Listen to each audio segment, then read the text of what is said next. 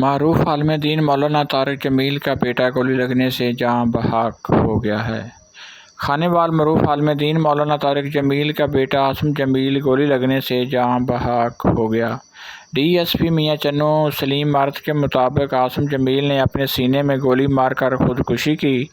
انہیں تشویشناک حالت میں تلمبہ راول ہیلتھ سینٹر پہنچایا گیا مگر وہ جاں باز نہ ہو سکے۔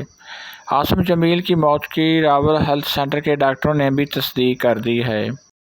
ڈی ایس پی میاں چنو کا کہنا ہے کہ عاصم جمیل کی خودکشی کی وجہ تاحال سامنے نہیں آ سکی۔ مولانا طارق جمیل نے اپنے ایکس ٹویٹر پیغام میں بیٹے کی موت کی تصدیق کرتے ہوئے کہا ہے کہ میرے بیٹے عاصم جمیل کا انتقال ہو گیا ہے۔ بیٹے کی موت کو حادثاتی قرار دیتے ہوئے انہوں نے سب سے بیٹے کے لیے دعائے مغفرت کی درخواست کی ہے۔ انا للہ و انا الیہ راجعون۔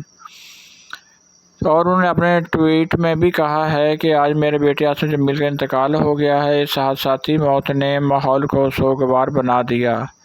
آپ سب سے گزارش ہے کہ اس غم کے موقع پر ہمیں اپنی دعاؤں میں یاد رکھیں۔ اللہ میرے فرزند کو جنت الفردوس میں اعلیٰ مقام عطا فرمائے۔ آمین۔